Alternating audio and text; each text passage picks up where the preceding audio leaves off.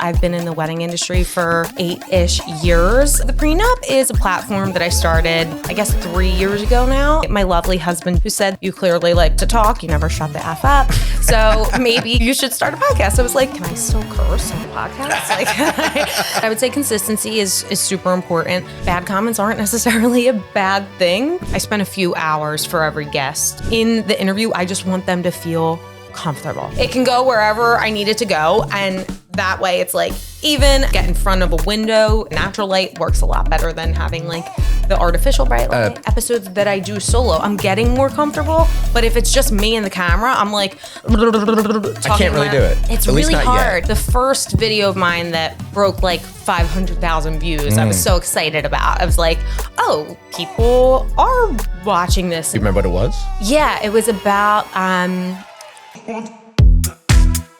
This episode may contain explicit language not suitable for all audiences.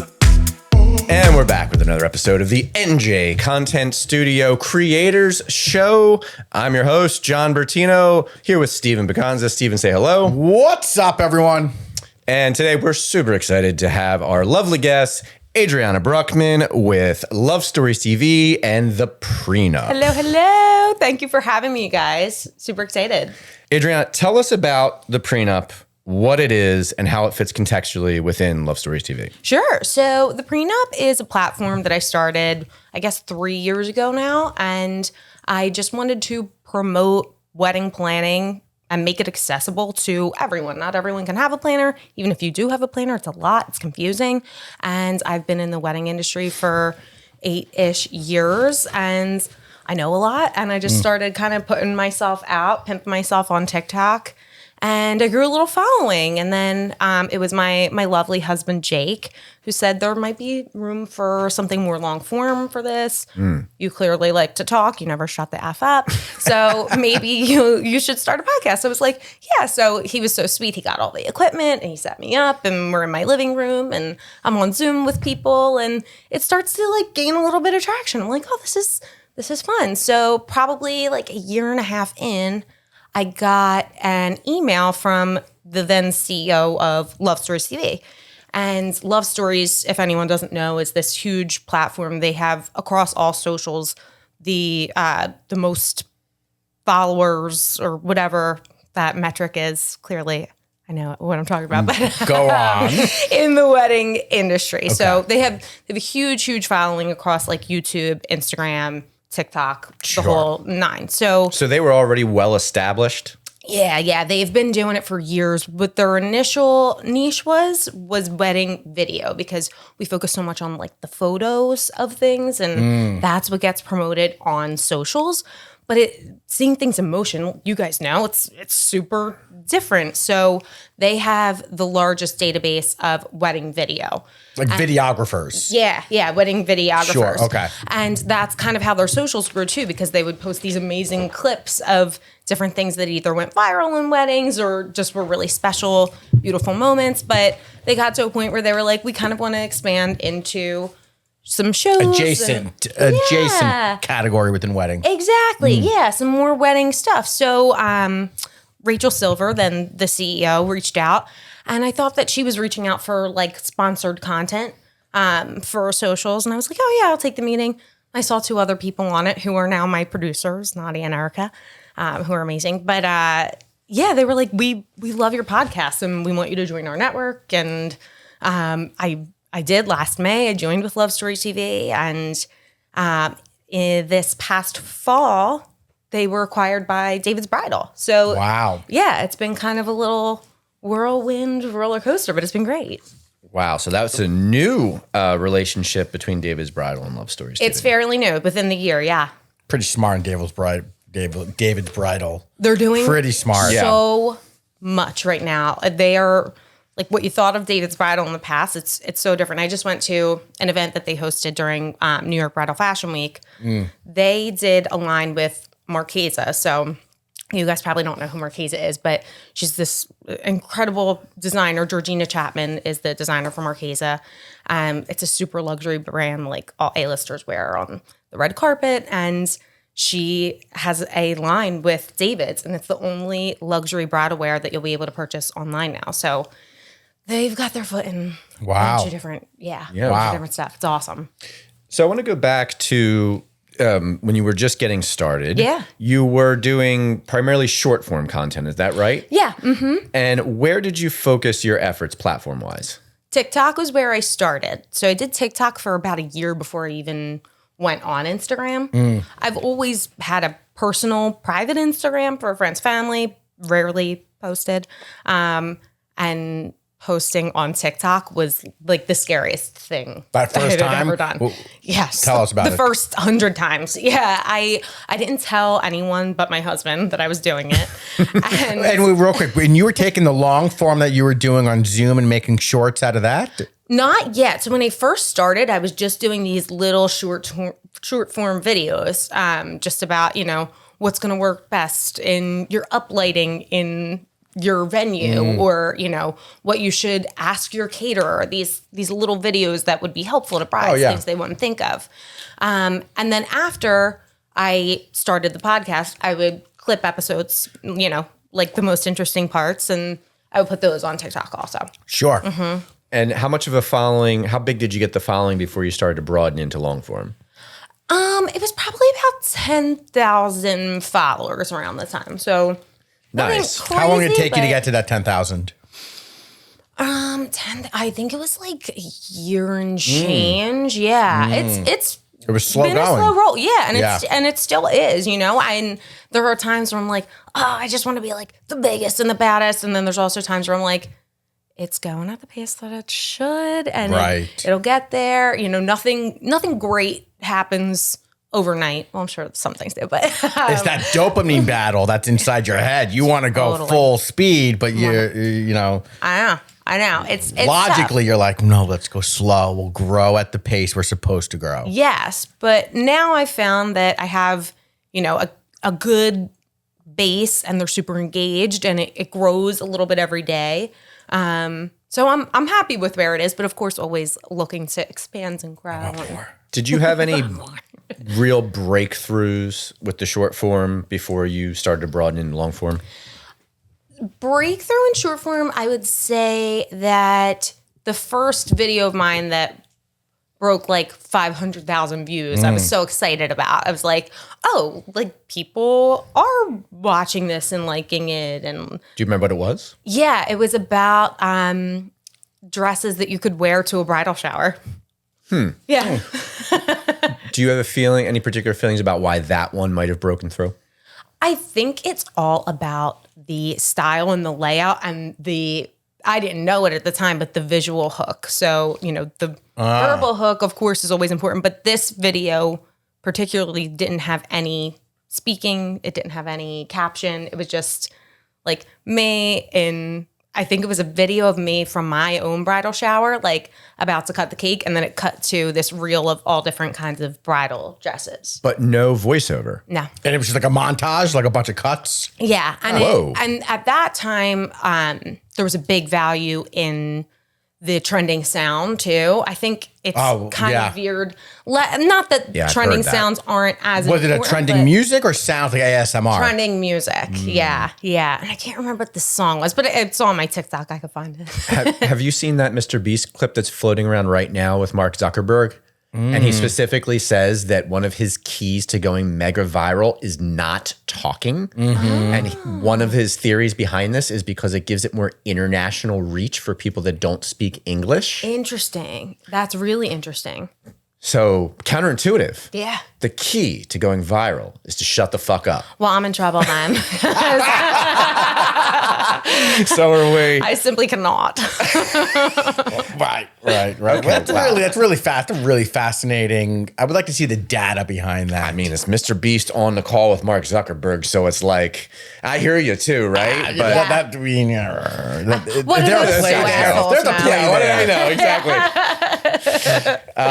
By the way, 500,000 views is not nothing. It's not nothing. That's No, legit. it's not. And I'm still proud of it. And anything, that gets any views, I'm like, this is great. Even if it's not reaching 1 billion people, like someone will ask a question and I get to answer it and engage with them. And So even a video that has like almost no views, but if there are good comment and there's value, you say that quasi a success. I think so, yeah, because that builds a relationship between me and the person on the other side. And like, that's what the whole thing is about. So how many followers do you have now across the different platforms? Across the platforms, I think we're at like 50K.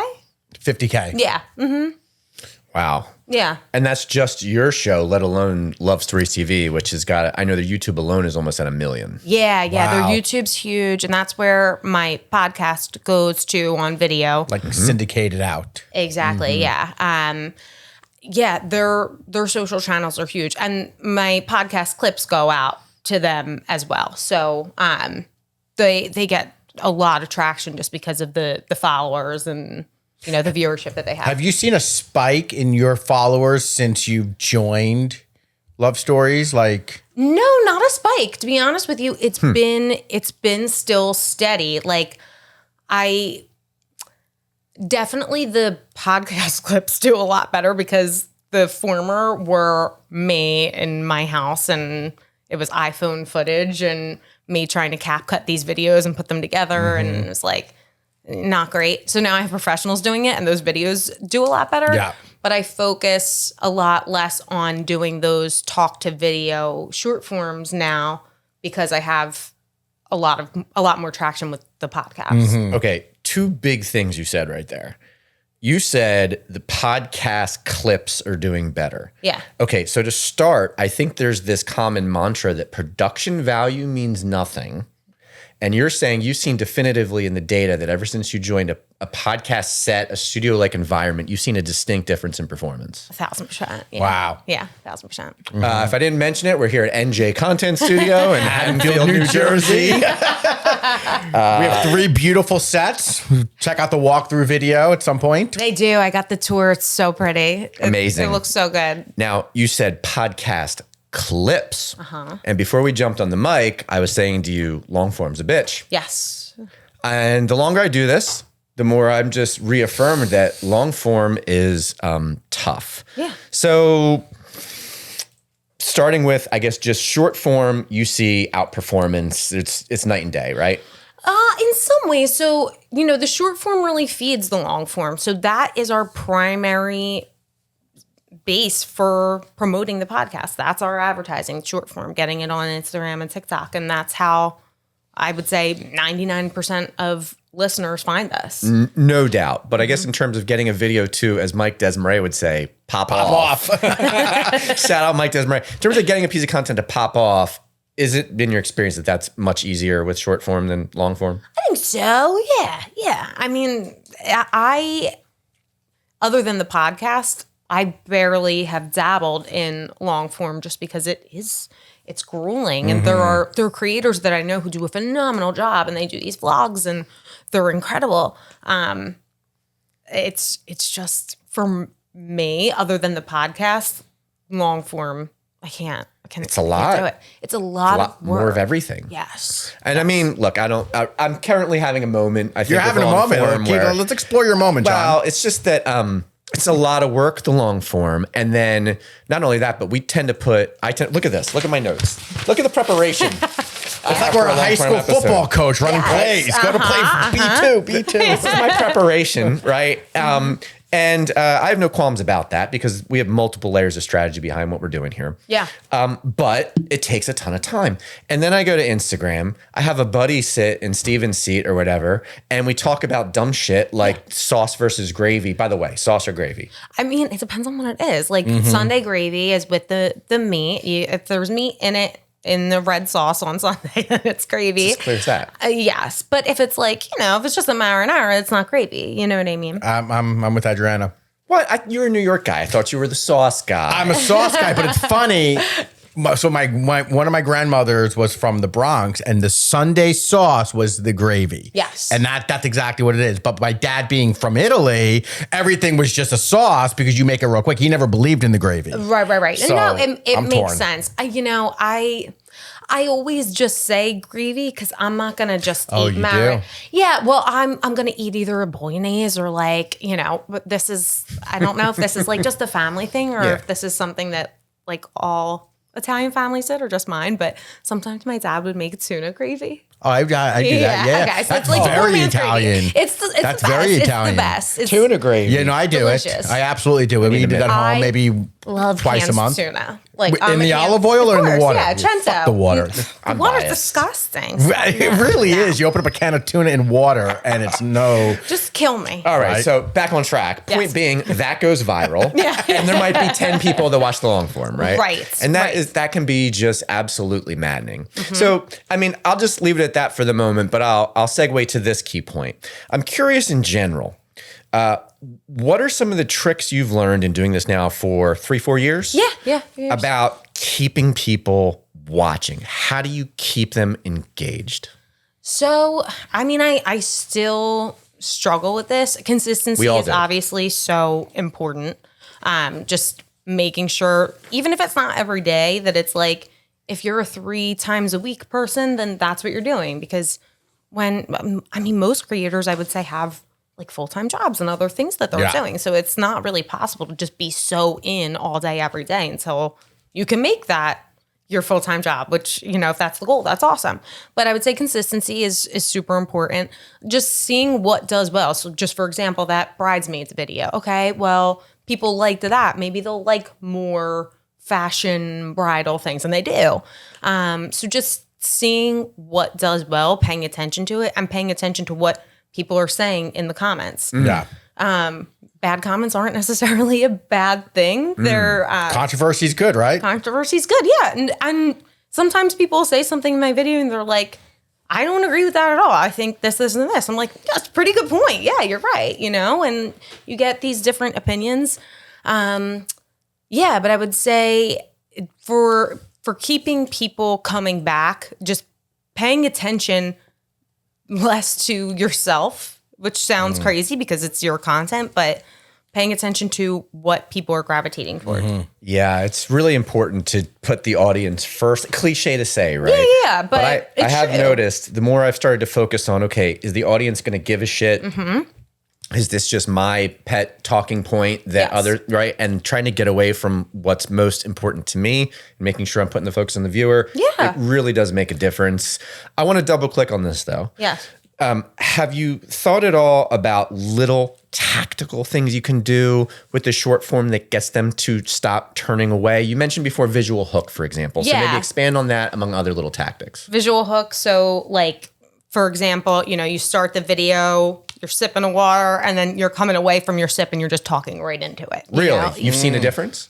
It's something like, or like for girls, it's a little easier. Maybe boys can do chapstick or lip gloss if you want, but like sometimes I'll start and I'm putting on my lip gloss as I'm talking. So if So it seems like so super natural and it's not like a staged yes, like thing. Producer Jim, you got any chapstick over there? You might have some lip gloss. What do you I got? do have lip gloss. I do. Oh, wait a minute. You're from Washington Township. You got chapstick.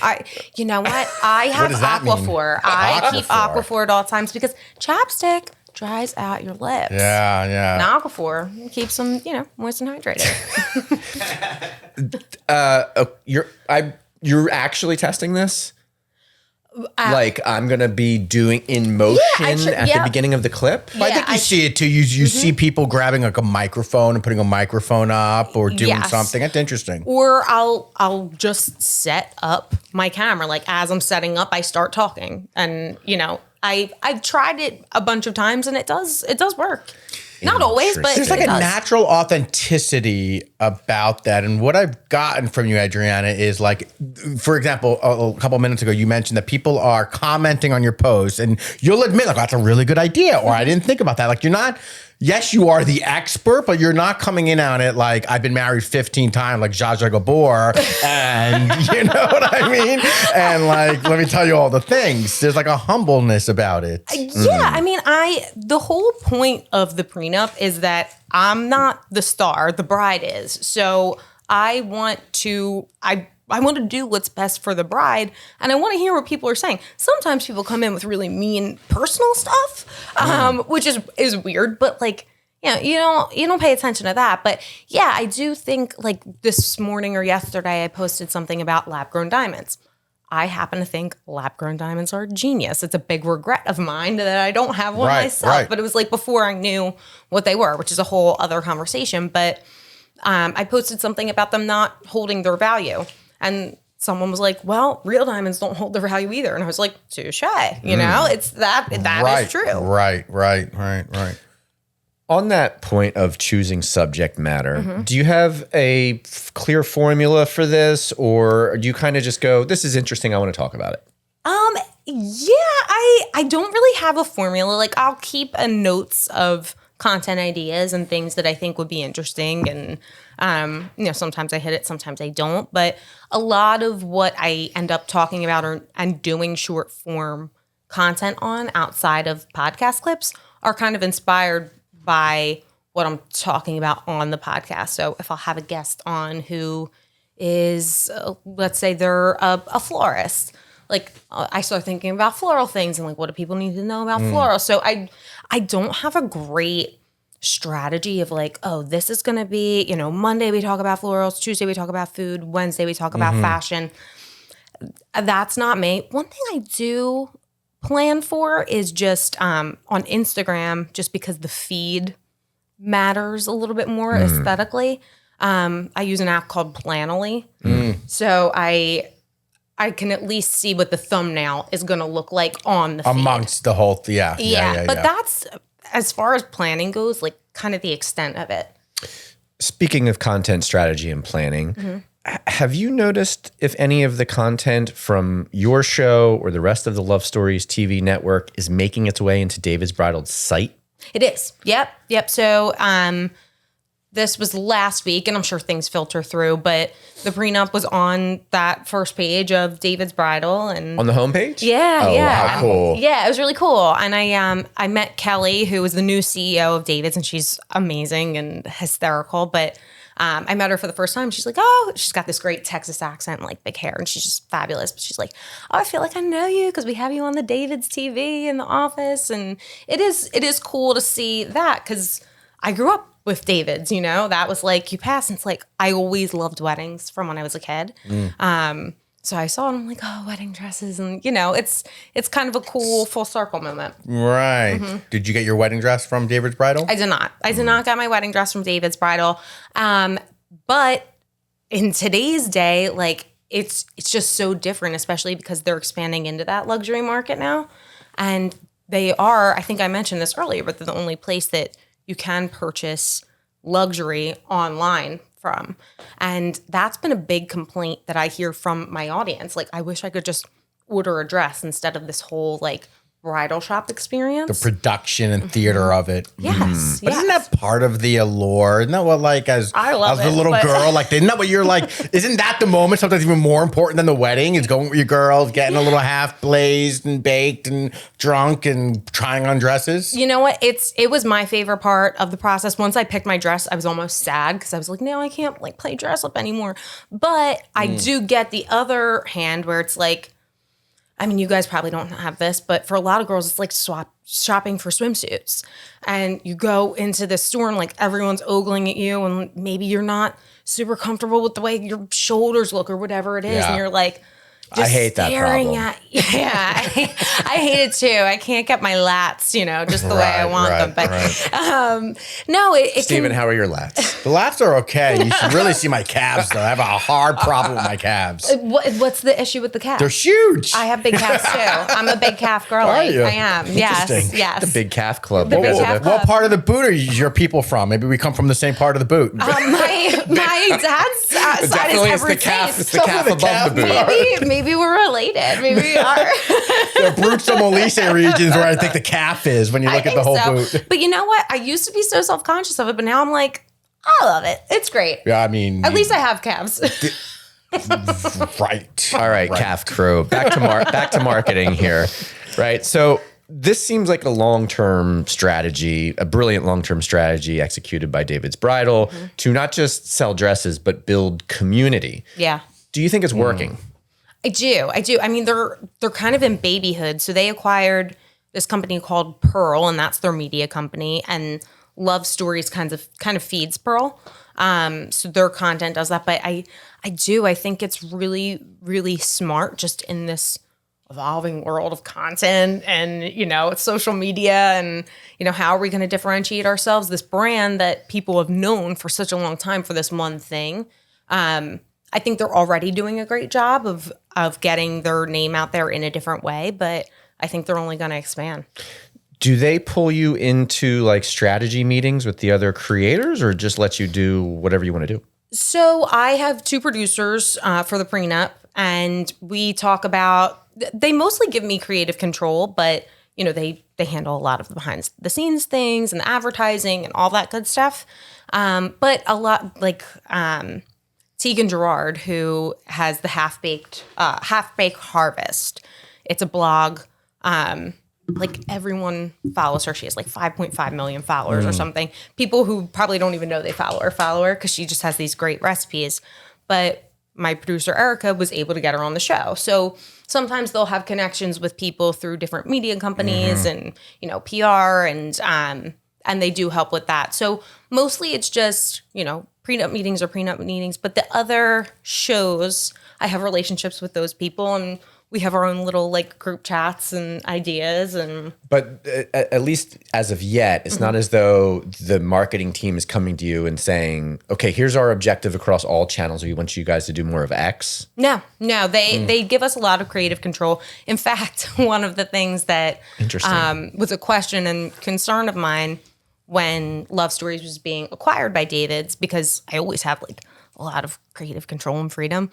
I said to Rachel, who she still is with David's, but she was the Love Stories CEO. I was like, can I still curse on the podcast? Like, she's like, yeah, you can still do whatever you want. Still drop an F-bomb? Yeah. But that's a concern of mine because David's is like this huge corporation. Can I, is that like PC? Do I have to tone myself down? But I haven't had to yet. Good. Don't ever lose that control. That is you. It makes you. Thank you. So David's acquired Love Stories. Where does Pearl fit in? Pearl is like the media portion of David's, excuse me. And then Love Stories media feeds the Pearl aspect of David's. So Pearl is maybe running their advertising, running their digital media buys, like strategically figuring out where we need to show up. Yes. Love Stories is just curating and creating the content. Yes, but it's all under that David's umbrella. And David's acquired Pearl around the same time as Love Stories? So I don't know when Pearl was acquired or if it was something that they started. Like within David's. Within David's, yeah. I would have to check on that because I don't know for sure. But yeah. I come across this concept recently of content as a CRM. Have you ever heard this before? It's this idea that if you have a content publishing network across the various aspects of that content network, you can use that to nurture buyers through the buyer's journey.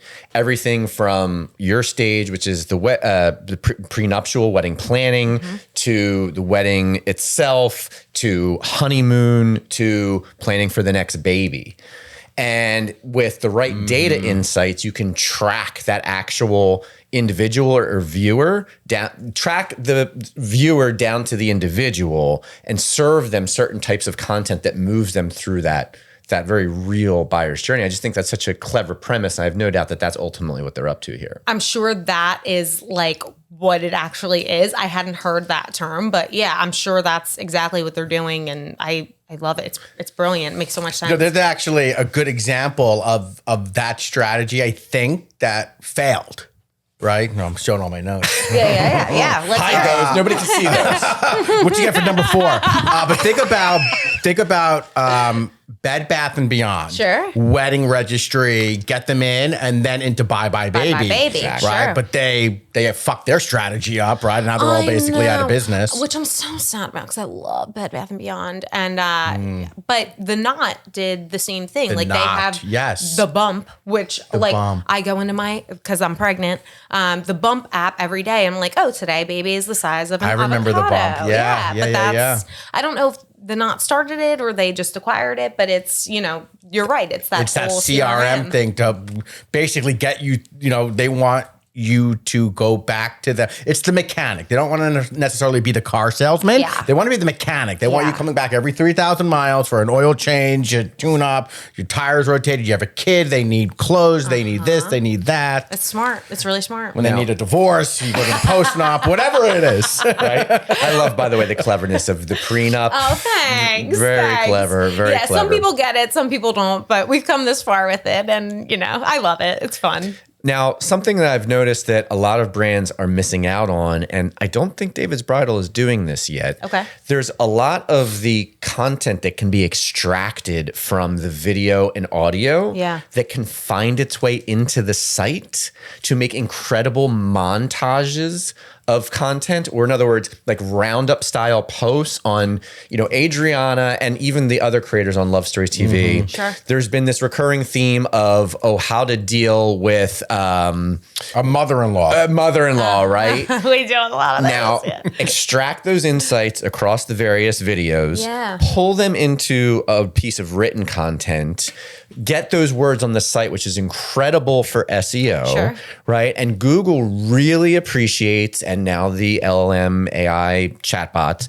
really appreciate the aggregation of content from multiple sources and multiple subject matter experts, rather than David's Bridal just raising their hand saying, we are the foremost authority on how to deal with a mother-in-law issue during the wedding. Here's 500 words on that. Yeah. Instead, you're pulling in insights from different individuals that have known credibility across the web on these topics and citing them and linking to them and referencing them in the actual content. And it is a game changer for SEO. Wow. Game changer, and no one's doing it. Oh my God. I need to pick your brain on this more, because I am like an SEO failure and I just cannot understand it for the life of me. Sell yourself short. They didn't teach SEO at Washington Township High School? I went to Paul VI. I was a Catholic school girly, so the curriculum was a little different. No, but SEO it just like right over my head. And for me, social media is a little bit different because you can kind of try to learn the algorithm a little bit, and it changes, and you kind of can like do these little tricks. But the keywords and stuff, that's like John, real quick to what you just said. For a brand like David's Bridal, is it better for them just to maybe just run ads on Google around that key topic than putting together a whole long form? Like, does that monetarily make better sense for them? I would say no. A brand like David's Bridal should be doing all of the above. So They like a should be, blog right. post, so to speak. Yes, and what you might be thinking, or listeners might be thinking, is aren't blogs dead? Isn't SEO dead? But here's the thing: the LLM models, the ChatGPTs, the Claudes of the world, they're relying on many of, if not all of the same signals as a traditional search engine. We're saying traditional search engines now. Can you believe it? Where have we gotten to? So, for example, Antique search engines. No, if you go to ChatGPT, yes.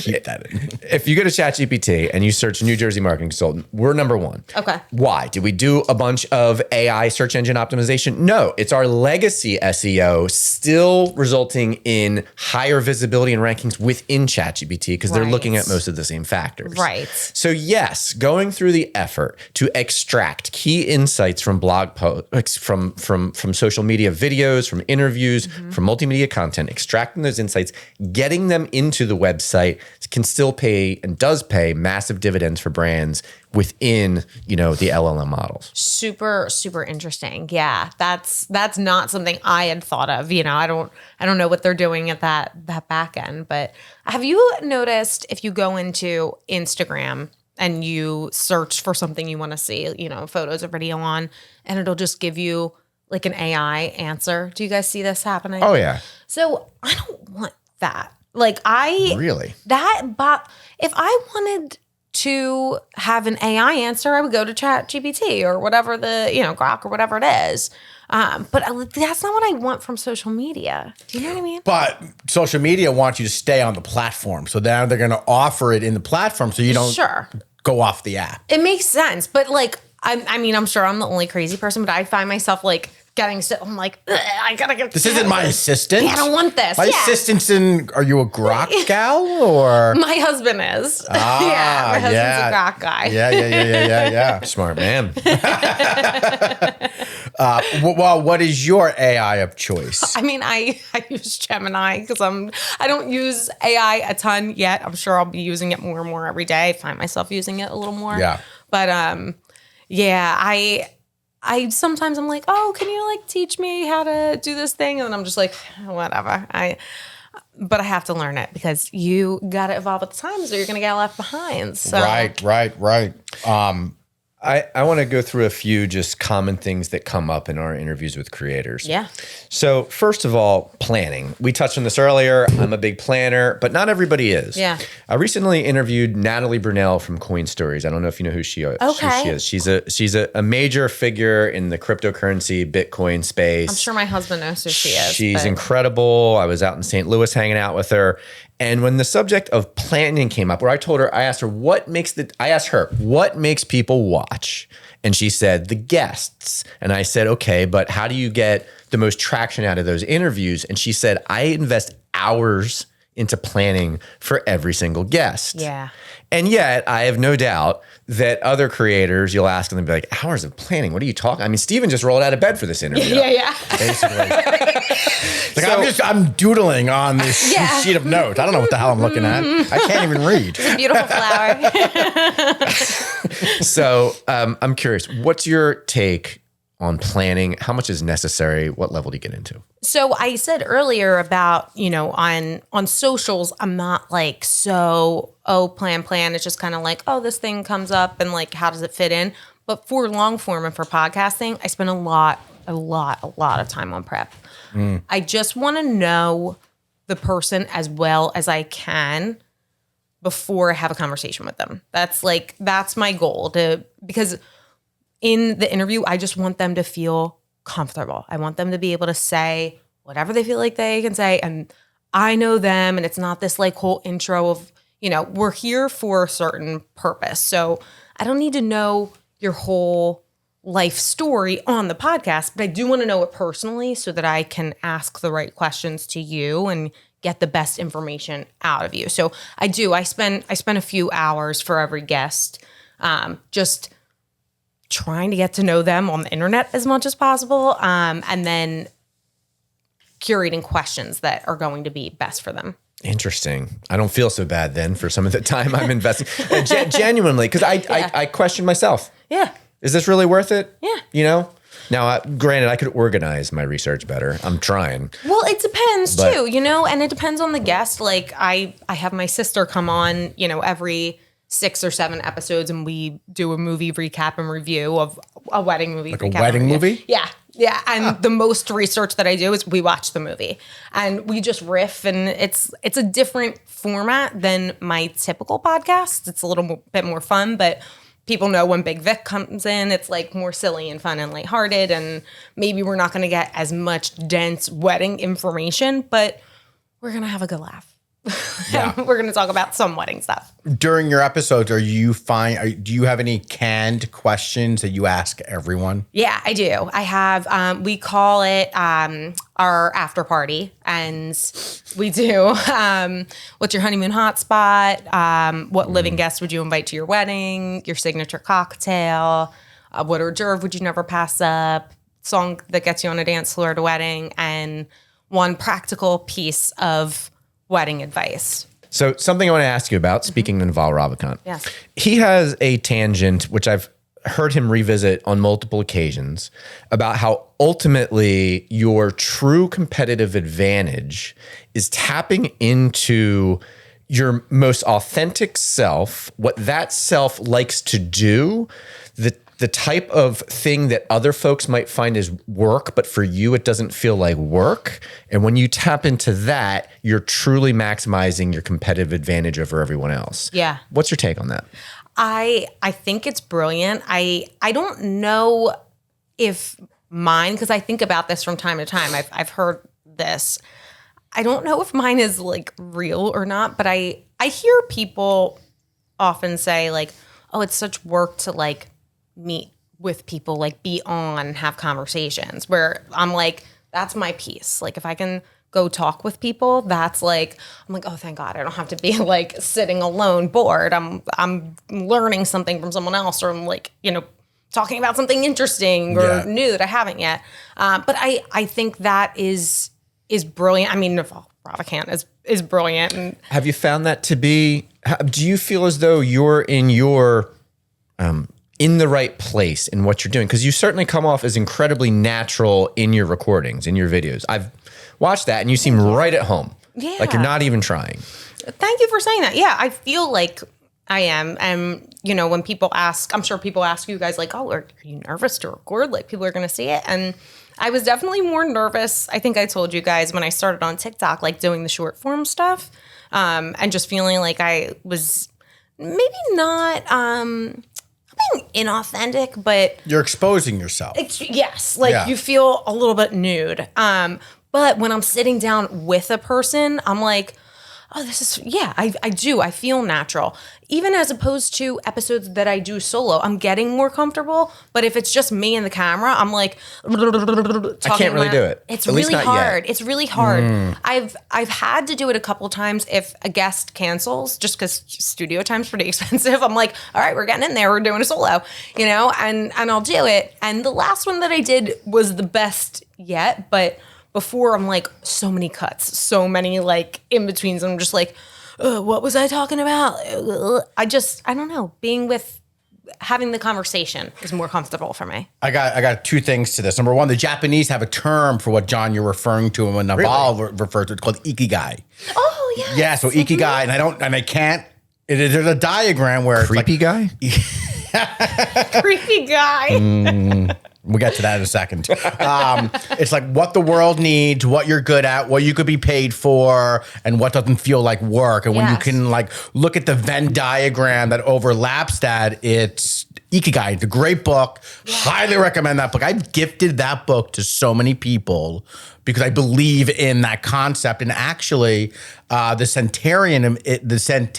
people who live to be 100 in the blue zones, whatever they're called, often they attribute them having longevity in life. Obviously, it's location, it's diet, but it's the fact that they have their purpose. They know what their ikigai is. Yes. So you could be 95 years old walking uphill both ways to go tend to your garden, but that's your fucking purpose in life, and you have a reason to wake up every day. Totally. And I think that is such an important thing too, to figure out what your purpose is, because some people, it's like, everyone's priorities, they're not better or worse than each other's, but maybe like your number one priority is work, but that's what's able to fuel you to be the best family person that you can be. That's exactly right. It's not that work being your number one priority makes you like a bad dad or husband at all. It's just that is your purpose, and that's what fuels you to like do the best in your life. Exactly right. The second thing you were saying, Adriana, was about like you sit there and the camera's on and you don't have a guest, or you have to carry that guest, and it happens a lot. I used to do improv comedy. I did improv for like 10 plus years. I don't know how you do it. I gotta be honest. It has I don't know either how I did it. I did this weird. I was living in San Diego at the time, and I joined a dinner theater troupe that was called Joey Maria's Comedy Italian Wedding. And like I entered an ad in the newspaper, legit, that said wanted Italian males with an East Coast accent. And I was like, that's me. Bingo, baby. I walked into my audition with a box of cannolis, and I didn't even have to say anything. They're like, you're hired. Amazing. Oh, it's so But by doing that, it kind of got me into studying improv. I did Improv Olympics. I did a couple other improv troupes. And then I also like the idea of Toastmasters, right? Being able to publicly speak, being able to do a 60-second speech when you're just handed a topic and you have to go. It is an incredible life skill that as podcasters and content creators, I cannot recommend enough for people to just be uncomfortable, because you're going to be growing there and you're going to learn how to talk on your feet. It's really, really good advice, because it's tough. I commend comedians so much, and just getting up there, I don't know. It's really tough. It's really, really tough. So just to tie up a few loose ends before we get into the bonus content. Yeah. One thing left on my list is, just technical studio setup. Yeah. Your content, aside from your podcast content, the stuff you just do at your house or whatever, looks super solid. Oh, thank you so much. Yeah, I mean, it looks legit. Thank you so much. So, and as we kind of referenced earlier, like I'm not doing a lot of that yet. Yeah. Straight to cam. And if I do, I've got this entire studio to use. But I'm always curious about like, how do you jump on at home, but make it look polished, but not too polished, the whole thing. So what's your at home setup and what's kind of your routine for making it easy to jump in and out without it being too painful and time consuming? So I don't have a lot of equipment. I used to have like a little stand that I would set up and a little light.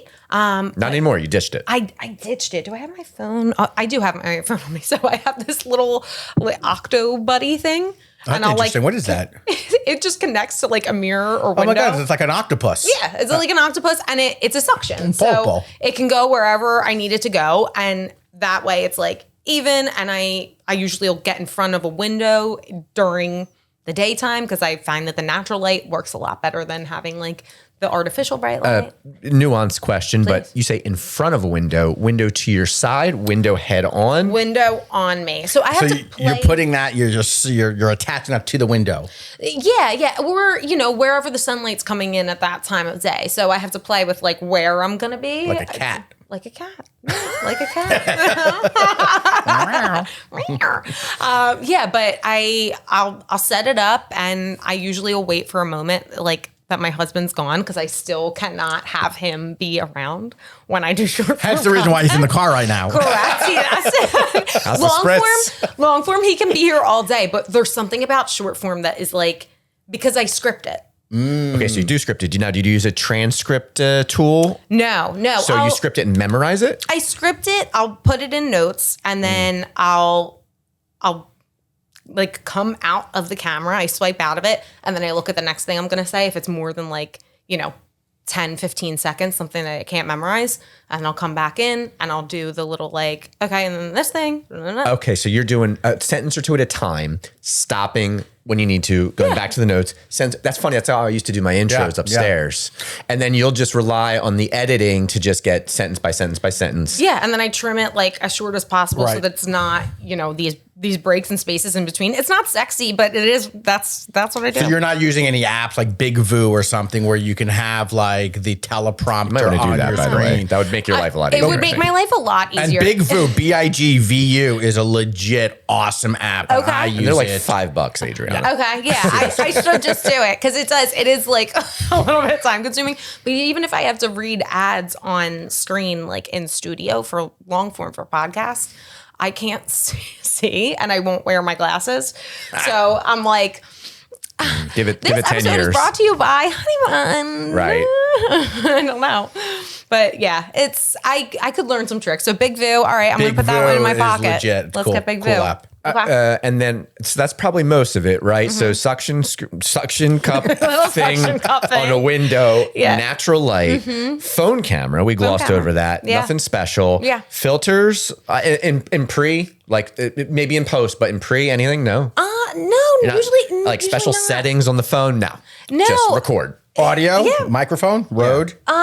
Usually no, like sometimes if it's a certain time of day and I'm in a certain room and like it's an echo, I do have a little lavalier mic that I just like kind of go on. Do you and hold it like one of those? I'll hold it like that, or I'll just put my AirPods in and the mic picks it up pretty good. Maybe I need to look at your content more closely, but I'm actually shocked you don't regularly use the mic. You said sometimes. Sometimes, yeah, like I don't know, maybe 'Cause it's one just- of I love one how out of 5 authentic times. you are. It's not like you're not so prescriptive. And if like, oh my God, if it's cloudy today, I can't record. You're like, fuck it. See, we have the Yeah. curse. I'm sorry to talk over you. We have the curse of being marketers. Yeah. When you're a marketer thinking by about that one for trade years. professionally, Yeah. it's like, and maybe it's just in my head. Yeah. But there's an expectation that your stuff looks that much better, that your approach is that much smarter, Yes. that your distribution is better than everybody else's or most people. Yeah. And it's a tough standard to live up to. I wish sometimes I was in another profession where I could just be like, camera phone, I don't give a fuck. Yeah. Doesn't matter. Nobody's holding me any expectations. And I think it does depend on the type of content too, because my podcast content does so much better professional quality. But a lot of times I'll just record in my car too. And then I'm like parking and I'm like, oh, I need to turn my car around because the light's not hitting in a good Right. way. When we started the podcast off by saying you're not a great driver. So let's. Yeah, what are you doing? I She's did got the admit to suction that. thing on the windshield. Right. I know. My husband Driving on the turnpike. He's like, because these things, they'll leave the marks. And he's like, what are those suction marks doing on my mirror? I'm like, I don't know. Plus, you're from Jersey. Right. Jersey girls are terrible I'm going to say drivers. this to you, I though, know, John. it's true. I actually am not I think it's a subjective personal thing because you are a perfectionist and I live by 80-20 and I'm like 70-30, right? Yeah. Like I have put out content out there that looks horrible Sure. and that is grainy, but like I put it out just because I don't give a shit. Yeah. You know what I mean? So I think it's a even as a marketer, I know better, but I also know as a marketer that like paralysis by analysis. Like I have content, I'm just going to push it out. I'll move on to the next one. And sometimes there's just like an X factor. And if the content is that good and it's going to resonate, like it can be a kind of piece of shit looking, but like it'll get the traction. Don't get me started on that. And then last but not least on this same theme, editing. Mm-hmm. So these days, I know you have an editing crew behind you. Yeah. But the stuff you do at home, that goes the editing crew too? No. So you're doing that yourself? Yeah. What, CapCut? I Or? do CapCut. Yeah. And Easy so, I mean, this might seem like an obvious question, but you've taken the time to get proficient in CapCut. I mean, define proficient. I make my cuts basically in CapCut. I do my captions, but that's kind of about it. That was John giving a dig to me because I'm anti. So You hate CapCut? I got to be honest. I'm really not even on social media. Okay, Like I'm yeah. on LinkedIn and I do really, really, really well on LinkedIn. And I Okay. publish a lot. But like I have an Instagram, but Yeah. I use the studio Instagram and I'm just, it's not my thing. I would I hear honestly say there's a gender gap here. I don't know if this is controversial, but I feel like women are more comfortable throwing down some stuff on their phone, throwing it in CapCut, learning the tool. And then there's also an age gap here too. So I'm talking women and men maybe in mid 30s or above. Women are more proficient or comfortable with this. What I'm ultimately trying to say is men over a certain age, CapCut, they're like, are you kidding me? The last thing I'm going to fucking do is stare at my phone and put stickers on it. Ageism, John. This is ageism But it's right real. here. It's real. And it's why I'm the oldest one in the room. John's aged me out. ageism and sexism. No, it's weird because CapCut has so many capabilities. Like you can do incredible things whole with it. thing. I just don't know how to do them. Like all I know how to do is captions, and you can get like so close with the editing. I love how you can just like chop something off exactly where you want it. So and it's easy to do. So that's why I like it. But I know that there's other great things. So I wouldn't call myself CapCut proficient, but I do have a CapCut Pro membership. But you've created content on CapCut that have gotten 500,000 views. Sure, yeah. Mm-hmm. Then yeah, you're a professional as fuck. But I'm not doing anything fancy on it. Doesn't matter. Your Yeah. content is amazing. Thank you You're for saying personable. You're charismatic. Thank you. You're cutting it at the right point. So that's all that At matters. the right point. Listen to me. I feel like I need to stick up for this point, and I just want to drive it home. If you're a man over the age of 35 trying to market your business, download CapCut, right? Get proficient with it. Don't feel like you're wasting time on social media because you will have exponentially more success if you know how to get in that app and change things around yourself and just get stuff published than if you're relying on a marketing agency, a third-party editor to do it for you. There's very real value in learning how to do it yourself. But for guys, a lot of them are resistant to it. They don't want to do it. So what would you use as opposed to a CapCut? Is there a Use an editor. an editor? Right. See, exactly. I'd rather pay for it because my time is worth that. Then this is just me, right? I would rather pay for it. We're duking it out now. No, We're totally duking it out. now. It's about time. I was secretly talking to Steven the whole time. I'm talking directly to John. But that is something that I say to my brides all the time. I'm like, if you're a DIYer, do it. Like, do it all day if that's your, where you thrive. But if you're not, you're going to spend so much more time. Wasted time is wasted money. Just pay the professional to do it. And sometimes that is true. Oh, totally. And I'm actually really not just talking to Steven. No, I know that. in the sense that the other thing is you're better at knowing how to instruct your editor on what you need or what you're looking for, or you're better at understanding why they're charging you what they're charging you, what actually goes into it, because you spent some time rolling up your sleeves and doing it yourself. Sure, absolutely. And that's probably one of the most salient points here, right? To be able to give direction better to an editor ultimately is going to be able to save you money. Yes. Therefore, you can't be ignorant to what it takes or blind to it. Yes. You have to have some level of proficiency or proficiency in just giving direction as a creative. Absolutely. Well, to both your guys' points, like, you know, obviously at my at-home stuff I do by myself, but for the podcast, there's an editor who does it. And when I make the notes to the editor, I'll do timestamps, but I'm like, just cut this whole thing and then I'll cut the in-between. Because it's easier for me to do that than do timestamps in between. And like, it would take me forever to say like, oh, this sentence, like cut that out. I'm like, I'll just do it. It'll take me 2 seconds. 100% me too. Yeah. At this point, we've got a whole team of editors behind us. I definitely actually don't want to do it. Yeah. But there's times where it's like to type in an email, basically reiterating what you just said. These little timestamps, I need you to remove these 3 words and inject this one thing. And it's like, no, like I'll just do it because I can. Yeah, absolutely. And eventually, you know, AI will just do it for us and we'll get that figured out. But, you know, until then. And eventually AI will drive for you too. We're almost there, by the way, Adriana. I can't wait. I'm so excited. I was somewhere Tell recently. us more. I can't. No, This way she can have the sticky thing on her windshield the whole I time. can just Drinking a record. split, Yes. drinking a kid in the back. I love it. Getting a little drunk. Yeah. Are you still drunk driving if the car is driving for you? Jersey Shore, by the way. We're on a Right. Oh, and I'm going to save that for the bonus round, which I think we're headed to momentarily. Steven, anything else for Holy Adriana shit. before we get to the bonus round? What's next? For me, Yeah. Like, what's the goal? the goal is, I was thinking about this in the car. That's so funny. I was like, I really just want the podcast to be the go-to place for wedding planning. Like The only. Already is. Yeah, and you know, there are amazing, even friends of mine who have amazing podcasts, wedding focused, and I want them to do well. I just want to be number one. Like, and I do. I want to serve people. I want to figure out where I'm lacking and what is needed that is not being served, and I want to serve it. And Keyword research and SEO. I mean, help me. I need help with that. I am Holla at me. a certified SEO failure. But that's next for me. I absolutely love what I'm doing. I'm living. You found your ikigai. I found my ikigai. I just want to take it further. Yeah. There Love it is. Yeah. Love it. The icky guy is the future for Adriana Brauckmann. Better than that Wayne's World comment. What was that? I forgot. Can we say that on Of course we can. What was it? It was cream. It was cream of some young guy. Oh, that's right. Sorry, mom and dad. They watch all my stuff. But you guys know it. You let me watch Wayne's World when I was like 5. So If they made it this far in that interview, then they're already Are a you huge kidding me? This fan. is our hook right over here. Started off.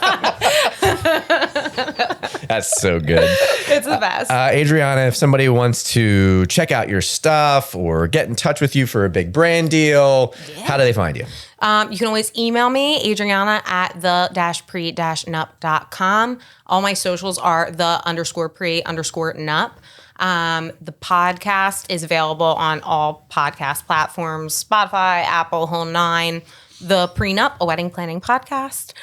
Same thing on YouTube. It's on LoveStoriesTV YouTube channel. But if you put in the Pre-Nup, a wedding planning podcast, it'll just come right up for you. Amazing.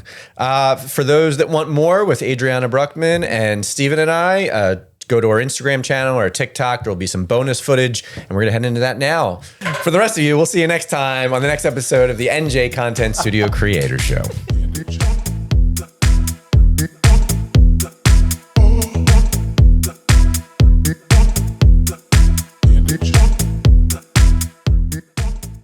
All right, some bonus stuff. Yeah, we're bonusing it up already. All right, we're already got. All right. Are you guys ready for the after party?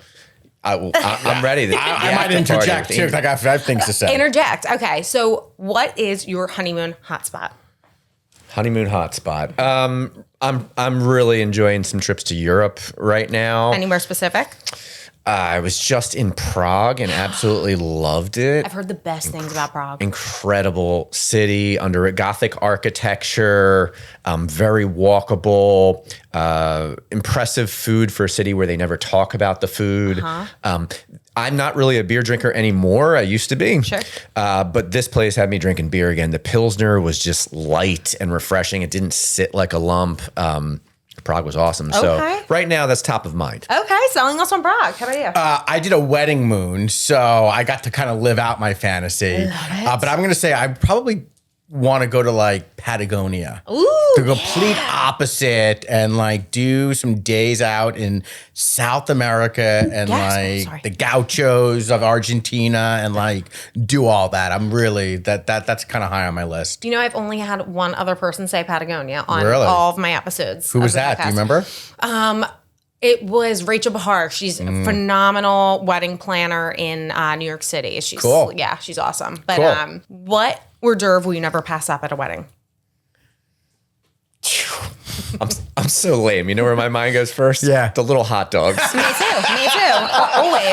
Always. Pigs in a blanket. Cocktail weenies? Yes. Cocktail weenies. Get a little spicy must on there. Okay. So good. I don't know. Why are hot dogs so good? They're Why are they so good? I don't know. It's a problem. And you know, they're lips and assholes. Correct. But I mean, It's fine. They're so good. They are so I good. love them. and how was that beef, by the way? Like, I don't even. Yeah, whenever I Usually see all not- beef oh, frank, I'm like, you know what? I'm not going to question it. No, question just it. don't even tell me anything. I'd probably go for some kind of like pot sticker or dumpling, something just easy. You pop in, explodes in your mouth. Hell right? yeah. Yeah, something Yeah. easy to eat. Like, Yeah. you don't want to pick up a fork during cocktail hour. Like if you're handing me a napkin and like a little like spork or spoon or whatever, like get the hell out of here. No, we don't want it. We don't want it. Because then what do you do with it afterwards? You know, like Exactly. you And then stick you're it in your searching for the pocket. person, and then it's so like, oh, will you take my trash? Like, no. I went to a wedding in September. Perfect example. Last night I had to wear a suit. I put on a suit jacket for the RCBC event last night that John ditched out on. And I put on my suit jacket that I hadn't worn since a wedding in September. And I go in the pocket and there are dirty ass napkins. Stop it. Oh my God. But you're lucky that you have the pockets so you can do that, because the girls were just like, all right, stuff it in here. Is that really a thing? No, well, you don't do that, but I'm sure some people do. I'm sure. Some dresses have pockets now, which is pretty clutch. But That's good. yeah. Next. Okay, next question. What is your signature cocktail or mocktail? Oh boy, I'm not really a cocktail guy. I mean, what I go, I'm a Hendrix guy. Oh, okay. Gin. And they've got this new, what is that? The stone fruit. Is that it? They're calling it something else, but a stone fruit That the Hendrix. purple bottle? Oh man, it's so good. Yeah, we is have it like couple a here. like a Deep Eddies kind of thing for gin? No. Deep Okay. Eddies. Yeah. I know Deep Eddies. Yeah. But no. No. Okay. No, Okay. super herbaceous. Okay. and- Okay. Yeah, it's really good. Okay. Yeah. Deep Eddies is what? Grapefruit. Yeah, maybe. Okay. Yeah, but I can't recommend it enough. What's your go-to cocktail? No, like if I'm going to be doing, if we're at a wedding, I would probably go in stages. I'm trying to think about producer Jim's wedding, and I went in stages. Yeah. And I think those stages I think maybe like the first one was like a Negroni, just to get the whistle wet. Sure. You know what I mean? Of course. And then from there,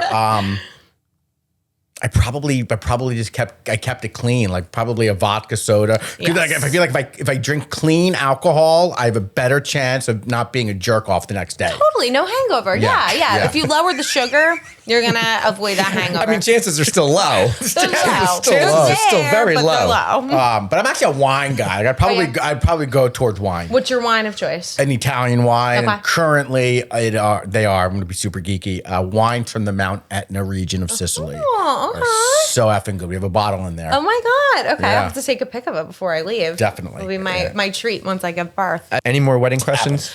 If you guys want to, if Two it's more, okay, if anyway. you could invite one guest to your wedding, living guest, who would it be? Like anybody on the planet? Like anybody on the planet. Doesn't have to be a famous person, but they have to be alive.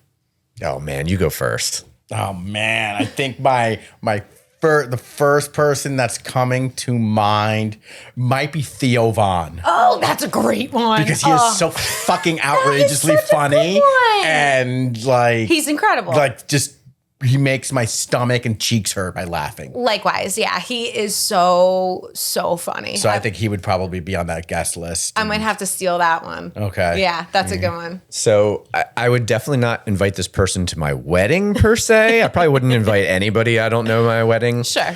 But someone that I'm really fascinated and enthralled with recently is Naval Ravikant. I don't know if you're happy to My know. husband sends me Naval stuff constantly. I love You this gotta guy. meet. You Yeah, gotta where- meet where Jake. is this guy? Yeah, we should have brought Jake today. Why are you making him wait in the car? He's drinking a You wait Sicilian out there, Spritz. sweetie. Yeah. No, there's one that he sends Looking for me two. like once a year. It's I forget the name of it.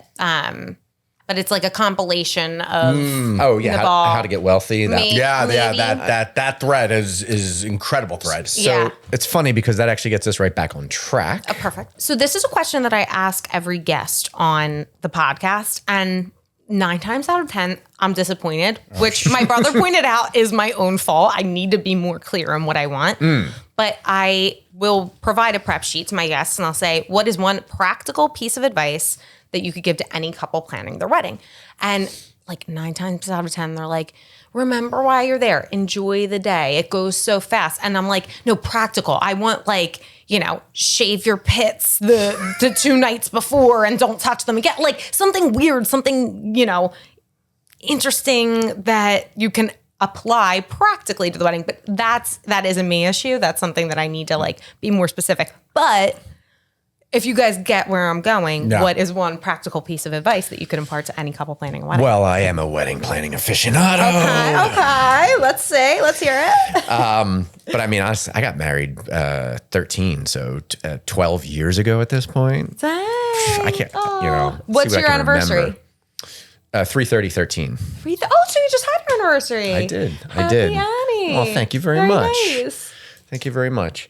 I was joking. I'm really not the right person for this question, but I will say, don't be scared of the spring, or borderline. So 3/30/13, right? So it's still like almost winter. Sure. We ended up braving into that territory weather-wise, and it really worked out for us. Now, maybe I'm biased because it worked out. No, it's. But we got a crazy deal at an amazing venue. Where did you get married? Cairnwood. Oh, it's so gorgeous. Isn't there. it? I love it there. Yes, I love it. Yeah, it really is a gorgeous venue. They did a great job. No issues that I can remember. Yeah. But yeah, so that was one thing that really worked out for us. I'll see if I can think of another. Fucking eat. Yeah. Yes. Tell them. And again, I didn't have a traditional wedding, so Yeah. I don't have to deal with what Where you guys. did you get married? I got married in Italy. Oh, where? In Stresa, which is Lago Maggiore in the north. Oh my gosh, I have a girlfriend getting married there in August. And- Oh wow! my And gosh. I have cousins who live right around there, and one of my cousins, really good friend, the wedding planner in the area. Nice. So she got us a really great room. It was just the two of us.